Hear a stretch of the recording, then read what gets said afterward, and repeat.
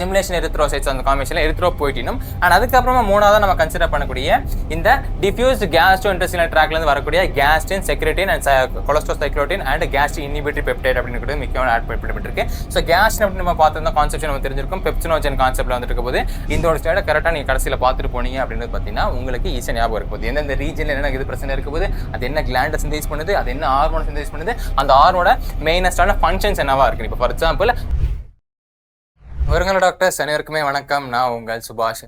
இந்த வீடியோ நம்ம என்ன பார்க்க போறோம் அப்படின்னு பார்த்தீங்கன்னா நம்ம கெமிக்கல் கோஆர்டினேஷன் இன்டகிரேஷன் கான்செப்ட்ல வந்து நம்ம ஹார்மோன்ஸ் வந்து நிறைய பேர் டிஃபிகல்ட்ஸாக வந்து ஃபீல் பண்ணுவீங்க. எப்படி சார் ஹார்மோன் ஞாபகம் வச்சுக்கிறது, அந்த ஹார்மோன் பேஸ் கான்செப்ட் எங்கெங்கெல்லாம் சிந்தேஸ் ஆகுது, அந்த ஹார்மோட ஃபங்க்ஷன்ஸ் எல்லாம் என்ன சார் அப்படின்றது தெரியாமல் நிறைய பேர் குழப்பிடுவீங்க. பிகாஸ் என்சிஆர் லைன்ஸ்லேயே வந்து பார்த்தீங்கன்னா ஜஸ்ட் அப்படியே தான் கொடுத்துருப்பானே தவிர கிளாஸிஃபை பண்ணி கொடுத்துருக்க மாட்டான். பட் இந்த வீடியோ நம்ம என்ன பார்க்க போறோம் அப்படின்னு பார்த்தீங்கன்னா ஒரு ஹார்மோன் எங்கே சிந்தேஸ் ஆகுது, அதோட ஃபங்க்ஷன்ஸ் என்ன அண்ட் என்ன டைப் ஆஃப் ஹார்மோன்ஸ் எந்தெந்த ரீஜனில் சிந்தேஸ் ஆகுது அப்படின்றத ஒரு கம்ப்ளீட்டான ஒரு வீடியோ தான் இருக்க போது அபவுட் ஹார்மோன்ஸ் சிந்தேஸ் ஆக இருக்க போது. ஸோ இந்த வீடியோ கடைசி வரைக்கும் பாருங்க. இந்த பிபிடி வந்து நம்ம மறக்காம வந்து கீழே டிஸ்கிரிப்ஷன் கொடுத்துட்டு அதை நோட் பண்ணிக்கோங்க. அண்ட் இந்த வீடியோக்குள்ள ஸ்டார்ட் பண்ணதுக்கு முன்னாடி நம்ம வேதாந்த நிச்சயம் சேனல் ஃபர்ஸ்ட் டைம் பார்த்துட்டீங்க அப்படி பார்த்தா சப்ஸ்கிரைப் பண்ணாலும் சப்ஸ்கிரைப் பண்ணிக்கோங்க. செஷன் லைக் பண்ணாலும் லைக் பண்ணிக்கோங்க. இப்போ நம்ம வீடியோக்குள்ள போயிடலாமா? ஸோ பேசிக்காக வந்து நம்ம பார்த்தோம் அப்படின்னு பார்த்தீங்கன்னா நமக்கு இந்த ஹார்மோன்ஸ் கான்செப்ட்ல வந்து பார்த்தீங்க அப்படின்னா நமக்கு ரெண்டு கான்செப்ட் இருந்துட்டு ஒன்று வந்து பார்த்தீங்கன்னா நம்ம நியூரல் சிஸ்டம் அப்படின்னு சொல்லுவோம், இன்னொன்று எண்டோக்ரைன் சிஸ்டம் அப்படின்னு சொல்லுவோம். நியூரல் சிஸ்டம் அப்படி வந்து பார்த்தீங்கன்னா நமக்கு நர்வ் இம்பல்சஸ் மூலியமா எப்படி நர்வ் இம்பல்சஸ் மூலியமா டிராவல் ஆகக்கூடியது. அது வந்து ரொம்ப ஷார்ட் லிவாடாக தான் இருக்கும், ரொம்ப லாங்லாம் இருக்காது.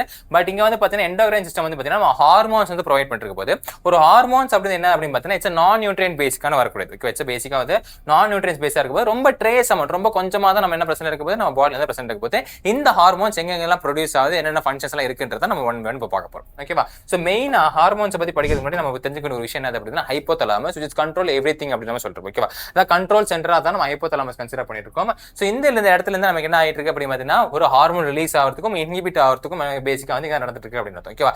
நம்ம பார்க்க முடியாது பிட்யூட்டரி கிளாண்ட் அப்படின்னு சொல்லி ரெண்டு கிளாண்ட் பார்த்துருப்போம். ஒன்று நம்ம ஆன்டீரியர் பிட்யூட்டரி அப்படின்னு சொல்லுவோம், நம்ம போஸ்டீரியர் பிட்யூட்டரி அப்படின்னு சொல்லுவோம். Two types of pituitary gland இருக்கு. ஸோ இந்த பிட்யூட்டரி கிளாண்ட்ல இருந்து நமக்கு என்ன ஆக ஆரம்பிக்குது, நமக்கு நம்மளுடைய growth ஆஃப் ஹார்மோன்ஸ் வந்து சிந்தேஸ் ஆக ஆரம்பிக்குதுன்னு அப்படி நம்ம பார்த்துட்டோம். ஓகேவா? இப்போ நம்ம பார்த்துக்கலாம் இப்போ பிட்யூட்டரி கிளாண்ட்ல இருந்து எப்படிலாம் பிரிச்சிருக்காங்க, எப்படிலாம் வந்துட்டு நம்ம ஹார்மோன் வந்து பிரிச்சு வந்திருக்குன்னு நம்ம பார்த்துக்கலாம். ஃபர்ஸ்ட் பிட்யூட்டரி கிளாண்ட் அதாவது anterior part of the pituitary வந்து பார்த்தீங்கன்னா நம்ம என்ன சொல்லுவோம் அப்படின்னு பார்த்தீங்கன்னா பாஸ் டிஸ்டாலிஸ் அப்படின்னு சொல்லுவோம். Anterior part of the pituitary நம்ம சொல்லக்கூடிய பேர் என்னவா இருக்குன்னா பாஸ் டிஸ்டாலிஸ். ஸோ அதுல இருந்து வரக்கூடிய ஹார்மோன் என்ன அப்படின்னு பார்த்தீங்கன்னா growth ஹார்மோன், growthக்காகவும் அடுத்த ப்ரொலாக்டின், அதுக்காக thyroid stimulating hormone and adreno corticoids hormone ACTH அப்படின்னு நம்ம சொல்லுவோம். அடுத்தது லுட்டினைசிங் ஹார்மோன், ஃபாலினேட்டிக் ஸ்டிமுலேட்டிங் ஹார்மோன். ஓகேவா? ஸோ இந்த ஹார்மோன்ஸ் எல்லாம் எங்க இருந்து வருது அப்படின்னு பார்த்தீங்கன்னா நமக்கு anterior part of the pituitary gland இருந்து வந்துட்டு இருக்குது. அதை நம்ம என்ன சொல்றோம் பாஸ் டிஸ்டாலிஸ் அப்படின்னு சொல்லிருக்கோம். அப்படியே நம்ம வந்துட்டு middle part of the pituitary gland பார்த்தோம் அப்படின்னு பார்த்தீங்கன்னா அதான் பாஸ் இன்டர்மீடியட் அப்படின்னு சொல்லிருக்கோம். ஸோ இதுல இருந்து என்ன ரிலீஸ் ஆயிட்டு இருக்கு அப்படின்னு பார்த்தீங்கன்னா நமக்கு மெலனோசைன் ஸ்டிமுலேட்டிங் ஹார்மோன் அப்படின்னு சொல்லிட்டு MSH அப்படின்னு ஹார்மோன் வந்து இங்க ரிலீஸ் ஆயிட்டு இருக்குது மிடில் பார்ட்ல இருந்து. அதுக்கப்புறமா லேட்டர் பார்ட் அதாவது போஸ்டீரியர் பார்ட்ல இருந்து என்ன பிரச்சனை இருக்கு அப்படின்னு பார்த்தா அதை நம்ம பாஸ் நெர்வோசா அப்படின்னு சொல்லுவோம். அங்க நம்ம ஆக்சிடோசினும் வாசோப்ரெசின் பிரச்சனை இருக்கு போது. ஓகேங்களா? ஸோ இந்த கான்செப்ட் தான் pituitary gland one by one பிரச்சனை இருக்குன்றத பார்த்தோம். இப்போ நம்ம ஒரு கிளாண்டா பார்த்துலாம். ஃபர்ஸ்ட் நம்ம பார்க்கறது பைனல் கிளாண்ட் இருக்குது. பைனல் கிளாண்ட் நம்ம செக்ரேஷன்ஸ் பேசிக்கா நடந்துருக்கு அப்படின்னு பார்த்தா நமக்கு மெலட்டோனின் செக்ரேஷன் நடந்துருக்கு போது. மெலட்டோனின் நம்ம தெரியும் பார்த்தீங்களா, இந்த ஸ்லீப் வேட் சைக்கிள்ஸை ரெகுலேட் பண்றது மெலட்டோனின் இருக்க போது. ஸோ அது நடக்கூடிய இடம் என்ன இருக்க போது அப்படின்னு பார்த்தா நமக்கு பைனல் கிளாண்டா தான் இருந்துட்டு இருக்குன்னு அர்த்தம். ஸோ இங்க வந்து நமக்கு பிரச்சனை இருக்கும். அடுத்து வந்து நம்ம பார்த்தோம் அப்படின்னு பார்த்தீங்கன்னா நமக்கு தைராய்டு கிளாண்ட் பிரச்சனை இருக்கும்போது தைராய்டு கிளாண்ட் பேசிக்கா வந்து நம்ம BMR மெட்டபாலிக் ரேட் வந்து கெட் பண்றதுக்கு நம்ம டூ டைப்ஸ் இருக்கும். ஒன்று தைராசின் அண்ட் டைட்ரோதைராசின் அப்படின்னு சொல்லுவோம், T4 and T3 அப்படின்னு சொல்லிருப்போம். அண்ட் தைராய்டு கிளாண்ட் இதுக்கு மட்டும் இல்லாம நமக்கு பாடியில கூட பிளட் கால்சியம் லெவலை கூட ரெகுலேட் பண்றதுக்கு ரொம்ப யூஸ்ஃபுல்லா இருக்கும். பிளட்ல கூடிய கால்சியம் லெவலை ரெகுலேட் பண்றதுக்கு நம்ம TCTயும் அண்ட் பிளட்ல கால்சியம் லெவல் வந்துட்டு ரைஸ் பண்றதுக்கு நமக்கு வந்து பாராதைராய்டு ஹார்மோன் ரொம்ப யூஸ்ஃபுல்லா இருக்கும் போது. ஸோ கால்சியம் லெவல் பேலன்ஸுக்குமே நமக்கு இந்த தைராய்டு கிளாண்ட் இருக்கக்கூடிய ரிலீஸ் ஆகக்கூடிய ஹார்மோன்ஸ் வந்து ரொம்ப இம்பார்ட்டன்ட் ரோல் பிளே பண்ணுதுன்னு இருக்கு. அடுத்த क्वेश्चन பார்த்தலாம். அடுத்து வந்தோம் அப்படின்னு பார்த்தீங்கன்னா நமக்கு தைமஸ் கான்செப்ட்ல பார்த்தீங்கன்னா தைமஸ் கிளாண்ட் அப்படின்றது நமக்கு செக்ரேஷன் அதாவது லங்ஸ்க்கு நடுவில் செக்ரேட் பண்ற தைமஸ் கிளாண்ட் அப்படின்னு நம்ம பார்த்திருப்போம்.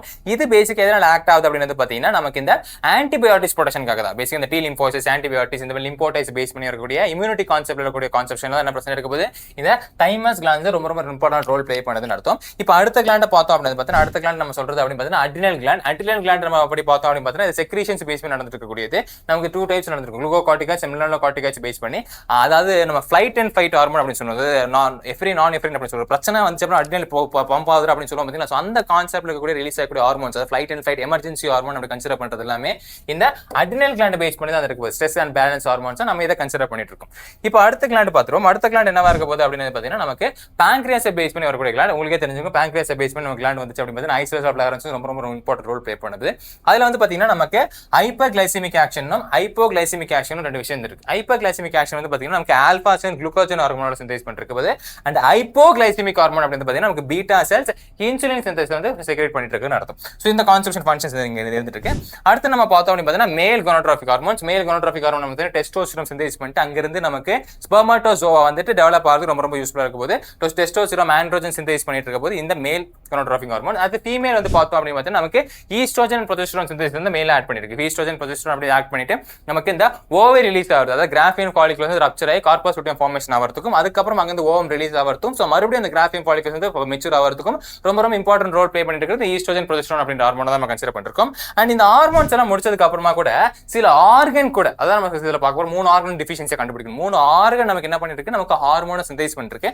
அந்த 3 ஹார்மோன் ஆர்கன் என்னவா இருக்க போகுது அப்படின்னு பார்த்தீங்கன்னா ஃபர்ஸ்ட் ஹார்ட்ல இருந்து வரக்கூடிய அட்ரியல் வால் ஆஃப் ஹார்ட்ல சிந்தேஸ் ஆகக்கூடிய அட்ரியல் நைட்ரோட்ரிக் ஃபேக்டர் அப்படின்ற ஒரு ஹார்மோனும் அதுக்கப்புறமா அது நம்ம பார்த்தோம் அப்படின்னா ஜஸ்டா குளோமரஸ் கிட்னி பேஸ் பண்ணி நமக்கு எரித்ரோபின் ஃபார்மேஷன் ஆஃப் ஆர்பிசி பேஸ் பண்ணி நம்ம பார்த்திருப்போம். ஸ்டிமுலேஷன் எரித்ரோசைட்ஸ் அந்த காம்பினேஷன்ல எரித்ரோபோய்டினும் அண்ட் அதுக்கப்புறமா மூணாவதா நம்ம கன்சிடர் பண்ணக்கூடிய இந்த டிஃப்யூஸ்ட் கேஸ்ட்ரோஇன்டெஸ்டினல் ட்ராக்ல இருந்து வரக்கூடிய gastrin secretin and cholecystokinin and gastric inhibitory peptide அப்படின்னு முக்கியமான ஆட் பண்ணிருக்கு. ஸோ கேஸ்டின் அப்படின்னு நம்ம பார்த்தோம்னா கான்செப்ட் நம்ம தெரிஞ்சிருக்கும் பெப்சினோஜன் கான்செப்ட்ல வந்துட்டு போது அண்ட் செக்ரேஷன் பேஸ்மெண்ட் நடந்துருக்கு போது அண்ட் கொலஸ்ட்ரோசைக்ளோட்டின் மேற்கு நம்ம பார்த்தோம் அடினோகார்டிகாய்ட்ஸ் ஹார்மோன்ஸ் டிஸ்பிளேட் பண்ணி வரக்கூடியதா இருக்குது and gastric inhibitory peptide gastric அது என்ன பண்ணுறதுக்கு இன்ஹிபிட் பண்ணுறதுக்கு அப்படின்னு. ஸோ இதுதான் டிஃப்யூஸ்ட் கேஸ்டின்ஸ் பேசிக் ஆன் ஆர்கன்ல கான்செப்ட்ல இருந்து வந்துக்கூடியதா இருந்திருக்கு. ஓகேவா? அண்ட் இதை நம்ம இன்னும் கொஞ்சம் ஈஸியா ஞாபகம் வச்சுக்கிறது என்னவா இருக்கலாம் அப்படின்னு பார்த்தீங்கன்னா இந்த ஒரு ஸ்லைடை மட்டும் நம்ம பார்த்தாலே போதும். இந்த ஒரு ஸ்லைடை நம்ம பார்த்தாலே போதும் நம்ம என்ன பண்ணணும் ஈஸியா ஞாபகம் வச்சுக்க முடியும். நீங்க நாளைக்கு எக்ஸாமுக்கு போகும்போது இந்த ஒரு ஸ்லைடை கரெக்டா நீங்க கடைசியில பார்த்துட்டு போனீங்க அப்படின்னு பார்த்தீங்கன்னா உங்களுக்கு ஈஸியா ஞாபகம் இருக்கும் போது எந்தெந்த ரீஜன்ல என்ன இது பிரச்சனை இருக்கும் போது அது என்ன கிளாண்டை சிந்தேஸ் பண்ணுது அது என்ன ஹார்மோனை சிந்தேஸ் பண்ணுது அந்த ஹார்மோனோட மெயினஸ்டான ஃபங்க்ஷன்ஸ் என்னவா இருக்கு. இப்போ ஃபார் எக்ஸாம்பிள் ஹைப்போதலாமஸ் வந்து ரிலீசிங் இன்ஹிபிட் பண்ணிட்டு இருக்கு. அது என்ன ஃபங்க்ஷன் பண்ணிட்டு இருக்கு பிரைமரி பிட்யூட்டரி கண்ட்ரோல் பண்ணிட்டு இருக்கு. அதே நீங்க வந்து அட்ரினல் மெடுலா வந்து பார்த்தீங்கன்னா அட்ரினலின் நான் அட்ரினலின் அப்படி ஹார்மோன் சிந்தேஸ் பண்ணிருக்கு. அதோட பிரைமரி ஃபங்க்ஷன் வந்து ஃபிளைட் அண்ட் ஃபைட் இருந்திருக்கு. ஸோ இதை நீங்க கரெக்டா மனப்பாடம் பண்ணீங்கனாலே இதை நீங்க கரெக்டா நீங்க அண்டர்ஸ்டாண்ட் பண்ணி மனப்பாடம் பண்ணீங்கனாலே போதும் உங்களால ஈஸியா ஒரு 2-3 கேள்வி மேட்ச் பேஸ் பண்ணி கேள்வி கெமிக்கல் இன்டெகிரேஷன் கேட்கறது அதிகமான சான்ஸ் இருக்கு. அப்படி ஹார்மோன் பேஸ் பண்ணி ஒரு கேள்வி வந்துருச்சு அப்படின்னு பார்த்தீங்கன்னா உங்களால ஈஸியா ஸ்கோர் பண்ணிட முடியும். அண்ட் இதே கான்செப்ட் மாதிரி வீடியோ பார்க்கணும்னு நினைச்சீங்கன்னா நம்ம வேதாந்த நித்தம்ல சப்ஸ்கிரைப் பண்ணுவாங்க. அண்ட் சப்ஸ்கிரைப் பண்றது மட்டும் இல்லாம நம்ம வந்து ஃப்ரீயா வந்து ரீநீட் கிராஷ் கோர்ஸ் கொடுத்துட்டு நம்ம தெரிஞ்சிருக்கோம். ஓகேவா? ஸோ அந்த ப்ராசஸ் வந்து டெய்லி நம்ம டெஸ்ட் அட்டன் பண்ணியே ஆகும். ஓகேங்களா? டெய்லி நம்ம என்ன பண்ணிடணும் டெய்லி நம்ம டெஸ்ட் அட்டன் பண்ணிடணும். அதுக்கு நம்ம கரெக்டா நம்மளோட யூடியூப்ல ஏதாவது செஷன் கீழே போனீங்க அப்படின்னு பார்த்தீங்கன்னா அந்த செஷன் கீழே இந்த பிடிஎஃப் அந்த லிங்க்கும் கொடுத்துருப்பேன். அந்த லிங்க் ஓப்பன் பண்ணி நீங்க பண்ணிக்கலாம். அதுக்கப்புறம் நீங்க பாத்தீங்க அப்படின்னா ஃப்ரீ கிராஷ் கோர்ஸ்க்கான லிங்க்கும் இங்க இருக்கு.